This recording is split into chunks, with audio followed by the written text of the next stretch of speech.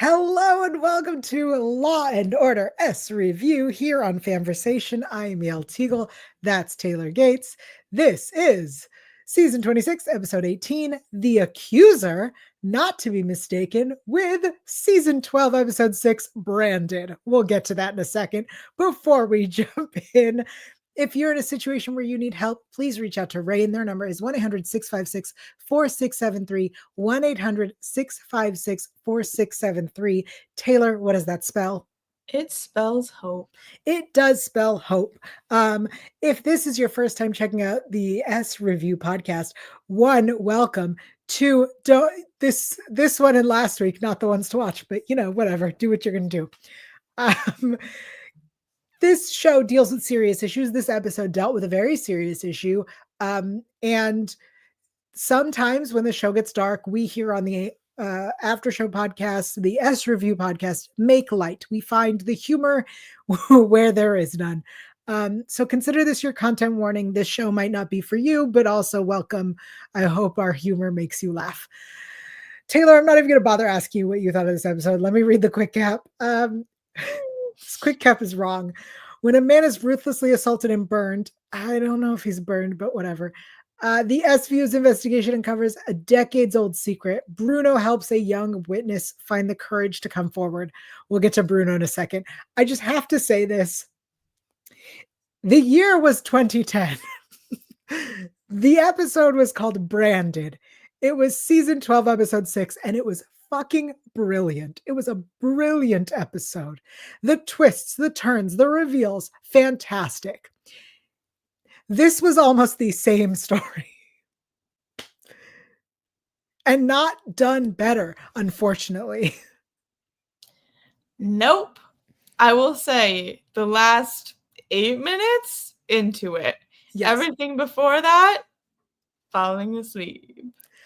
Genuinely spent the whole first half throwing out ludicrous suggestions because I was like, there's no way they're doing the same episode again. Well, it was also just so predictable. That's what I'm saying. We already saw it also. Yeah, exactly. I thought it would have been so much more interesting if it didn't have anything to do with that. Mm-hmm. If he wasn't a piece of shit, that would have been fascinating. Or he did something like, I don't know, something with someone's business. Like he screwed him over in another way. That's interesting. That's something we haven't seen before. This. I mean, yes, we have complained that it's always a man attacking a woman. So to see a woman attacking a man is different, except that this specific story was already done. Mm-hmm. And also, it only happened because a man attacked her first. Yep. Women can suck and not be traumatized. They can just suck. Yes. Also, why does a woman have to be traumatized to suck? Why can't you just suck? But also, I'm on Angela's side. Me too. 1,000,000%. I was like, slay. And she had no remorse. And I said, good. I'm glad. Yeah. She's like, I don't feel guilt. Deanna in the chat.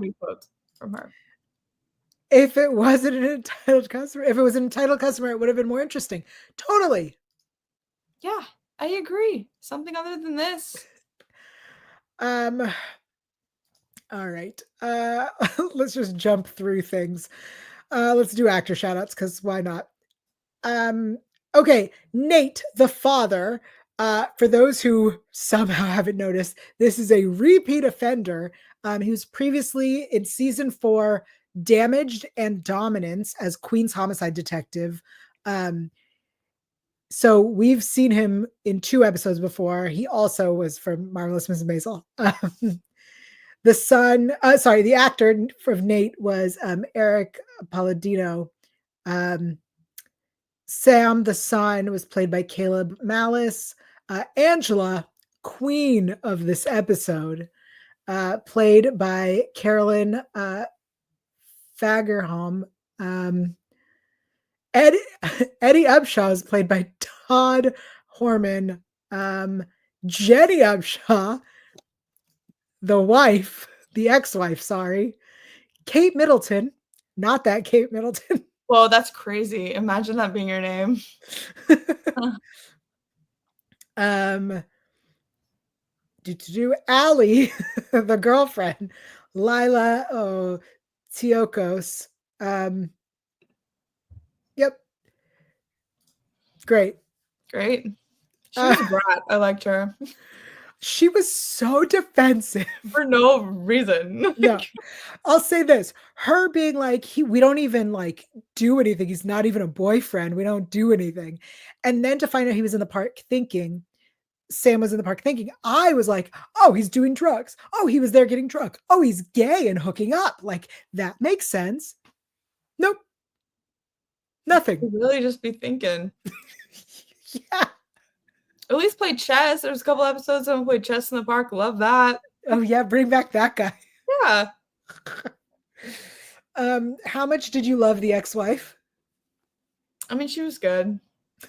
But I liked Angela more. I do have to say. Angela was queen. Of course she was. But the ex-wife she was fun. She was annoying though. Yes. Like, are you serious? Don't judge me. I'm gonna judge you, actually. I am gonna judge you. Deserve to be judged. Yeah. I will say this. I did not appreciate June 15th, 2001 reminding us that Sam was not alive then. I don't appreciate being called old. You know what I didn't appreciate? That we're so gung-ho for police brutality. Go on. I mean, we have Bruno being like, that would be the last, my face would be the last thing they see. I shouldn't say that. And I was like, thank you for recognizing that. And then Finn goes, well, whatever, you're human. Like, sir, no. Like, just stop it with Bruno being like, I shouldn't say that. Stop it there. We don't need Finn coming in. And then everyone clapping when Curry arrested her. Weirdo behavior. Weirdo behavior. I hated that. I'm so glad we're getting a showrunner. I will say this. It's just a little continuity error. Curry's running with her gun drawn. Running with her gun drawn. And then when she's arresting Angela, gun was holstered and she had her hands free to put on the cuffs. Minor continuity error. The bigger issue is running with her gun drawn, chasing a girl. There's no weapons. It was also weird that Olivia didn't like shut that shit down because she was very compassionate toward Angela for the most part. Like, yes. I actually think she handled it right because she was like, listen, I'm not like approving this. However, we're going to make sure you get a really good deal. And what he did was worse. And I was like, okay, that's fine. That's an okay way to handle this. But the clapping, because Curry like tackled her to the car, why do we need that even? That was bizarre. I hated it. I agree with you. I think Olivia handled this very well. I mean, literally being like, she was 8. Although I do think it's weird that she was like, if this case was in front of the court today, that never would have happened. I'm like, are you sure? Because I'm fairly certain all of this still very much happens frequently, even though it's been like more than 20 years.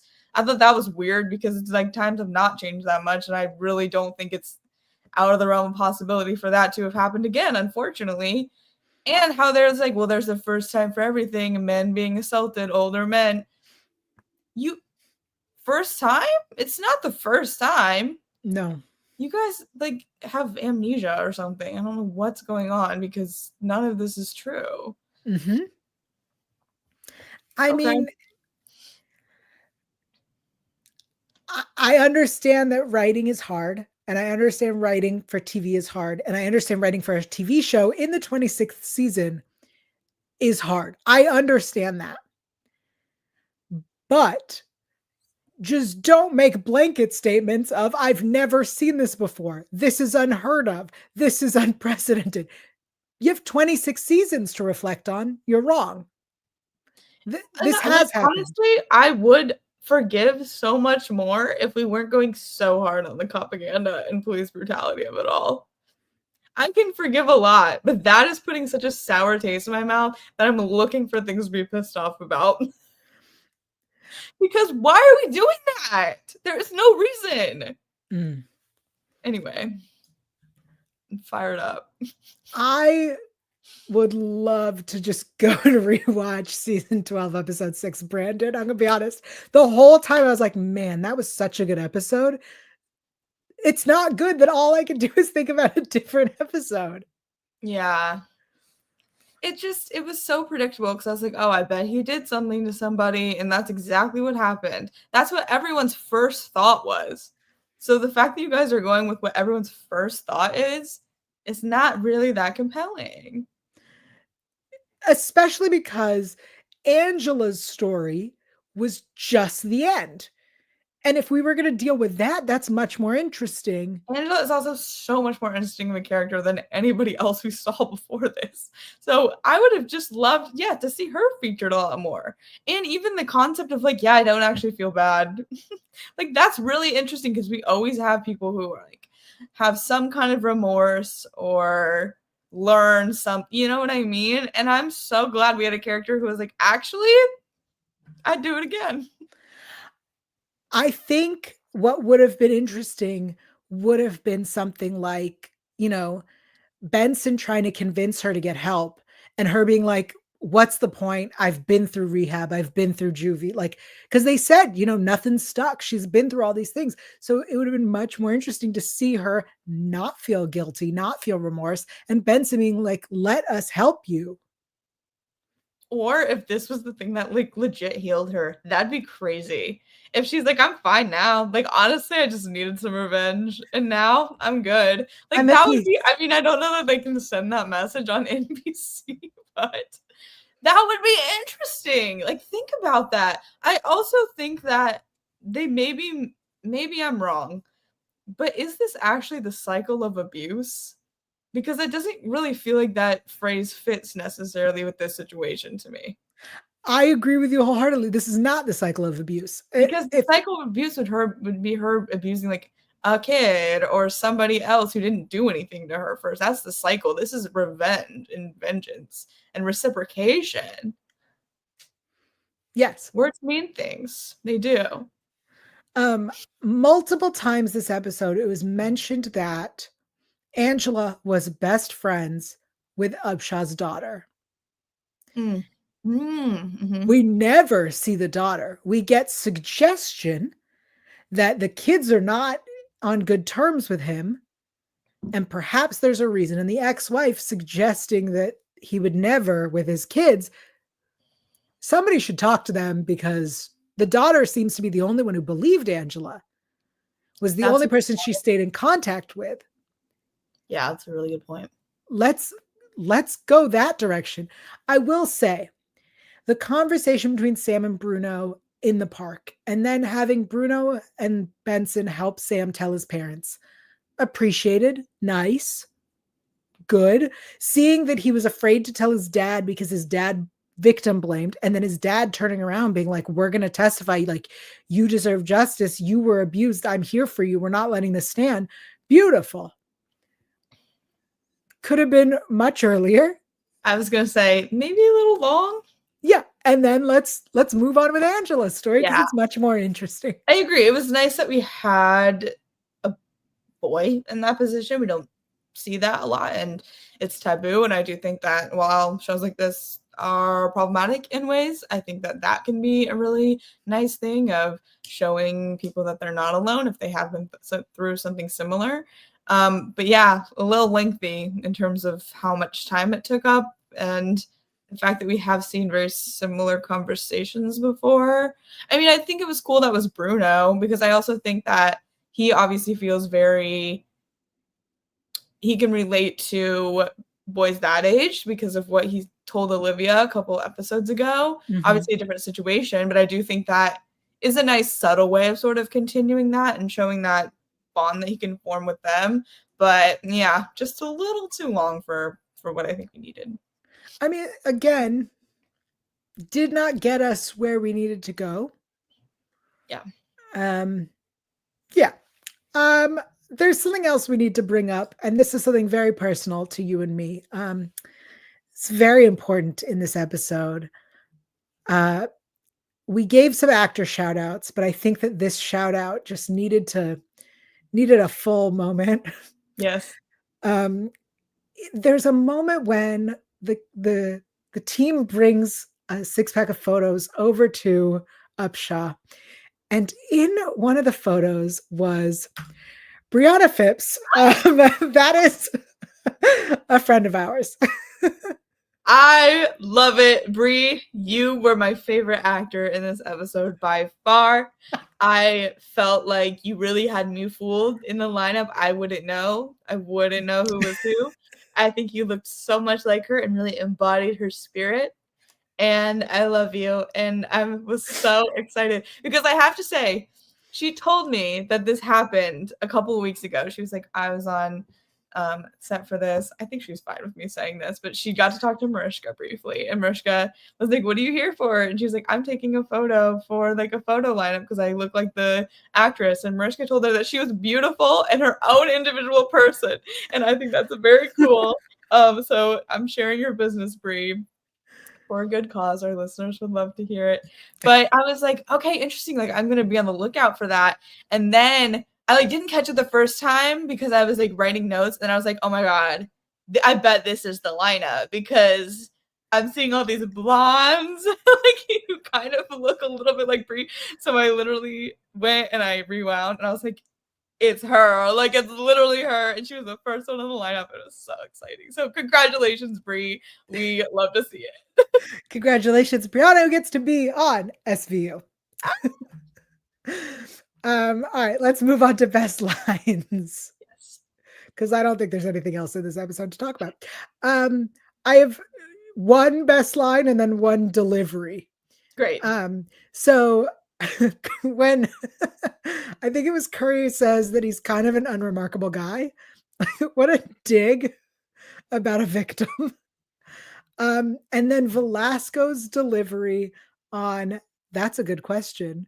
When Curry is questioning the ex-wife in the bar. Yeah. It was just the way he said it was so brilliant. That's all I got. Go on. I agree. I believe this was the girlfriend when they were asking what they did or where he was. He told me what he learned about welding, and the delivery of welding really got me on that.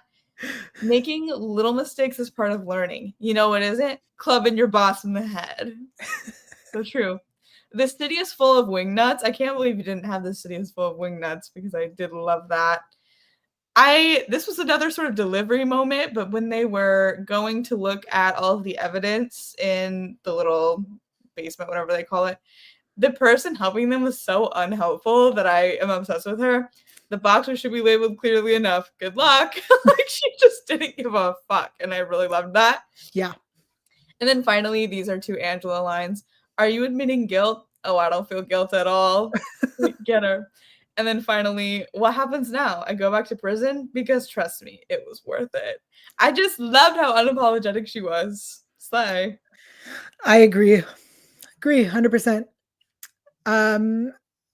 I have some show news. It's been lots of news. That's fun. So as we know, next week is the Mothership SVU crossover, and then the premiere of Organized Crime, which will air just the first episode on NBC, and then episodes 1 and 2 will be available on Peacock, and then it will be released weekly. Benson is going to appear in the second episode. That's one piece of news. Can confirm. I have seen it. Is it worth it? Personal news after. All right. And then my other news is Mariska directed a documentary about her mother called My Mom Jane. For those who don't know, her mother was Jane Mansfield, an amazing actress who died very young. So there is a documentary coming out from Mariska. It's her directorial debut for a documentary in June. And she helped previously produce the I Am Evidence documentary, but this is the first time she's directing. And I don't see where it will be available. I believe it's Max, HBO Max. On HBO this June. Yep. Okay. Thank you. Mm-hmm. Correct. So yeah, that is my news. I have frozen for a minute. I'm back. Okay. It's time for our shower thoughts. Shower thoughts for those of our friends who listen in the shower. Hello. Something we started doing is Would You Rather? Yep. While you're in the shower. So inspired by the brand on his back, I was thinking about tattoos. Okay. Love that leap. Yep. You know what? When I have to come up with them, I will take whatever leap I want. I would not know how to approach this one straight up. So thanks for handling it. You're welcome. Okay. Would you rather have skin that changed color based on your emotions, or tattoos that appear all over your body depicting what you did yesterday? Oh, those are both horrifying. Those are both horrifying. I disagree. Because what's the answer for you then? For me, it's I thought it was a very simple would you rather. I'm gonna be honest. I was like, oh, there's an obvious answer. I'm glad to hear that both horrify you. Yeah, a lot. All right. What are you picking? I would rather have my skin change color based on my emotions. That's what I would probably say too, because I want privacy and respect for what I'm up to. Mostly it's just hanging out and watching TV, so a lot of times it would be fine, but on the off chance that it's something a little more risque, I don't really want that on me. But here's the thing, Yael, I don't like showing emotions, so but here's the thing, my skin already changes based on my emotion because I'm a big blusher, and so you can tell when I'm embarrassed or upset because my skin will flush. So I guess that, because it already sort of happens, but I don't like it because I'm also a crier when I get really like upset or angry, and I don't like that. I feel exposed. So I don't like either one of these at the end of the day, but we're gonna go with skin that changes color. I think like a mood ring. Like a mood ring. I was like, yeah, I'm real confrontational. So like mood ring it is. You're gonna know I'm angry before the words come out. Where are the tattoos going to be? Can I cover them with clothes? No, I think that it's all over. So parts the way I see this working out is like parts of it'll be covered, but like you don't know what's covered and it's just going to happen. Maybe it's like in order of things you did.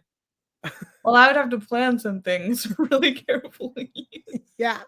You'd have to make sure I think you do enough stuff so that like whatever you want to move down, you have to do like all these things before it sits here. Isn't there a children's book about the killer one? You know, the girl who has like stripes on her skin or something? I don't know. I remember when I was in middle school, I was given a book called Am I Blue, which is about being gay. Oh, I love that. It's called A Bad Case of the Stripes. Oh. It's to be true to oneself. Maybe she just has stripy skin. I just know the cover is this girl with rainbow stripes and a thermometer in her mouth, which also feels like it could be about being gay, but I don't know that it explicitly is, but maybe symbolically it is. I think if I remember correctly, the Am I Blue, if again, I was in middle school, and I think it was like this kid wakes up and he notices that everyone is a different shade of blue, and throughout the day they're trying to figure out what it means, but he never looks in the mirror to find out like what his is or whatever. Can he look down? I don't know, man. Wow. Okay, love that. Well, we both agreed. Color changing skin, not the tattoos depicting. See, I thought it was too easy. I thought it was obvious. No, I don't like either at all. All I right. would really be not. That would not be pleasant, either of those. Doreen, I'm late. Shower thoughts. Doreen, were you watching the sports last week? Because I was talking about you recently. It was. Is there sport today? I don't know. I was talking about at your birthday, Yeah. somebody asked me my thoughts on the current season of SVU. And I said that last week someone was watching sports during our podcast and you told them that they should go back to it. And that, yeah. And I said this is the first and only time I would agree with that. Wait, who asked you that? Somebody in my photo. Okay. Love that. Okay. Oh look, Deanna's in and out watching here. That's fair. It's another lackluster episode. So we are killing it. We appreciate that you take your time out of your day to join us. Truly, I don't care what you're doing just while you stream it. I just care that you're listening or watching it. Well, on that note, what did we learn? I'm going to tell you I was not prepared, but I have something. Okay, I do too. If you steal mine. I won't go first. Angle grinder. I had to look up what that was because I didn't know. And then because I had in my mind that it was like I might butcher this because I don't know the verbiage or anything, but like a straight edge or whatever, you know what I'm talking about? Like the thing that you measure like a 90-degree angle or whatever, but that's not what it is. It looks like a saw almost. An angle grinder is a versatile power tool primarily used for grinding, cutting, polishing, and sanding various materials, especially metal. So it's like this big. It looks like a sander and a saw. It's round. I think so. Yeah, but it's like attached to a big thing. So I had to figure that out, which is kind of confusing how she used that. But I guess I can see it. Yeah, okay. I had to look up I don't know tools. My dad would be so sad. He loves working with tools. I don't know what any of it is. Good. I was like, they keep saying something and I don't like literally every time they said it, I didn't catch what they said. Mm-hmm. I was like, tool, got it. Moving on. Cool. Not sure. I learned this is gonna be mean. The writer of this episode, Andrea Cianove, I'm so sorry for butchering your name. This is their first episode of SVU ever. I mean, you had your moments. Keep going. Take out definitive terms. Like, I've never seen this before. Yeah. But this has never happened. Because they have final say, so that's on them. It's not on the individual writers, on the showrunner at the end of the day. Okay. All right. Well, this episode was something. Listen, this week, it's Tuesday. Woof. This week is the crossover. I will sit through the mothership so that we have the information we need for SVU. Depending on how the crossover works out, we may discuss the episode if needed. If it's like a true crossover where it's one full story, we'll talk about it. But we won't know until it airs. We will not be on Sunday next week. We'll probably be Monday, but we don't know. It's Easter next Sunday. That's not why we're not going to be here. Is there anything else I need to tell everybody? Anything I'm missing? I do love them. I love that we have people live in our chat. Bree! That's Bree. I do love everyone who's live in our chat who comes in, even though we're on our new date and time for this special episode. Taylor, what are you up to these days? Where can everyone keep up with you? I am on Twitter at alphaba_Ann. I'm also on Instagram at Taylor_Gates_. The news I was going to share is that I interviewed Dean Norris, who plays Elliot's brother on Law and Order Organized Crime, which will probably be dropping either after the episode Thursday night or Friday morning, probably somewhere in there. We actually did a great chat. He's a lovely guy. So if you want to learn more about Stabler shenanigans and what it was like working with Mariska, because he has a scene with Mariska, you should watch that. It'll be on Collider's website and YouTube. You can just search my name and Collider and it'll pop up on my profile. But yeah, you can find me all those places. Amazing. As Doreen says, Dean Norris, he's cool. He was awesome. I loved him. Awesome. I am Yael Tygiel. That is YAELTYGIEL. I'm on Instagram. This week, Leverage Redemption returns, which means so does the official Leverage Redemption After Show, a very distinctive podcast with me and Felicia Michelle, who is labeled a co-host of this show as well. That is on Electric Now. That is returning this week. Also, coming up next month, The Librarians, the next chapter is premiering on TNT. And if you would like to watch Checking Out the Librarians, the next chapter, the official after show, that will also be on Electric Now. But also, if you like romance, spicy, really messed up romance, check out Good Little Library Mouse on Instagram. All right. That is it. Thank you for joining us. We will be back next week, just not on Sunday.